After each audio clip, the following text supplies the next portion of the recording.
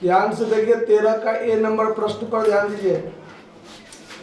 13 का ए प्रश्न जो है एकदम इजी है, इसमें ज्यादा कोई बात नहीं है। इसमें कहता है कि ए बी सी लाभ हानि को 2:3:4 में बांटते हुए साझेदार है। फर्म के पुस्तकों में 36,000 से ख्याति विद्यमान है। सी फर्म से अवकाश ग्रहण करता है। ख्याति खाते को अपलिखित करने के लिए प्रविष्टि दे। अब देखिए ख्याति का दो रूप, एक जब साझेदार रिटायर करता है उस समय में ख्याति को मूल्यांकन किया गया है, तो उस ख्याति के मूल्यांकन में जो रिटायर करता है उसका हिस्सा उसको दिया जाता है। और वो दिया जाता है किसमें, तो प्राप्ति अनुपात में। जो बचे हुए साझेदार है वो उसको देते हैं, रिटायर करने वाले साझेदार को देते हैं। लेकिन एक दूसरा रूप होता है जो कि पहले से बैलेंस शीट में यानी पुस्तकों में ख्याति पहले से मौजूद है। इसका मतलब है कि आपने एडमिशन ऑफ पार्टनर में भी देखा था कि अगर बैलेंस शीट में गुडविल मौजूद होता है पहले से, या पुस्तकों में ख्याति पहले से मौजूद होता है, उस ख्याति को पुराने साझेदार पुराने अनुपात में बांटकर समाप्त करते थे ना। तो जब साझेदार रिटायर्ड हो रहा है तो उस बैलेंस शीट में जो गुडविल है, उस गुडविल में जो रिटायर्ड किया उसका भी, जो बचा हुआ है उसका भी, सबका हिस्सा होगा। और वो किस अनुपात में होगा, पुराने अनुपात में होगा।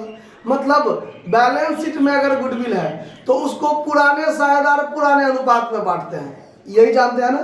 तो पुराने अनुपात में पुराने साझेदार बांटते हैं, तो जो रिटायर्ड किया वो भी पुराना ही है और जो बचा हुआ है वो भी पुराना ही है सब। इसका मतलब है कि बैलेंस शीट में जो गुडविल है उसको सभी साझेदार बांटकर समाप्त करेंगे।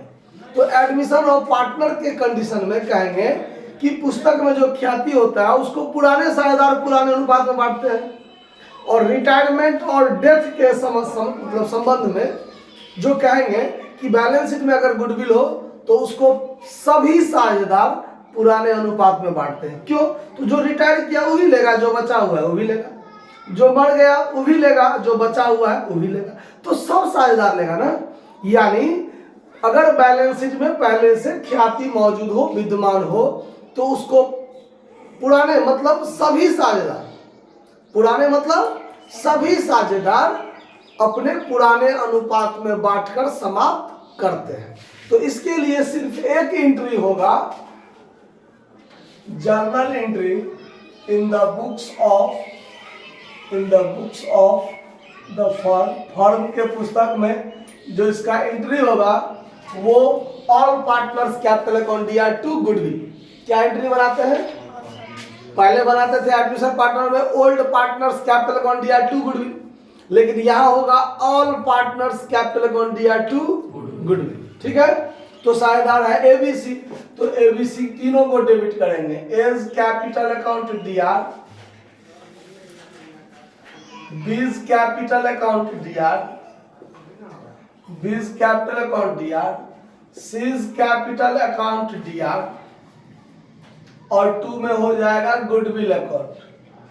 गुडविल अकाउंट अमाउंट कितना है, 36,000, और 2, 3, 4 में बांटेंगे तो 9 से भाग देंगे तो 9 चौक 36, 6 दूनी 12, 18 और 24, गड़बड़ हो गया क्या,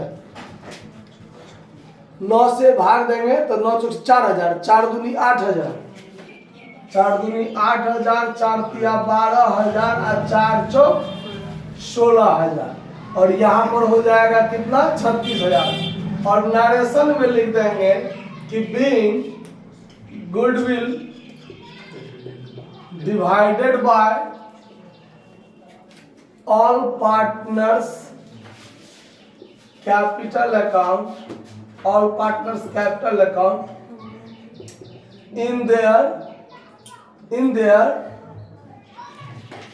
old ratio, in their old ratio, यानी पुराने अनुपात में सभी साझेदारों के पूंजी खाता द्वारा क्या कर दिया गया, बांटकर समाप्त कर दिया गया।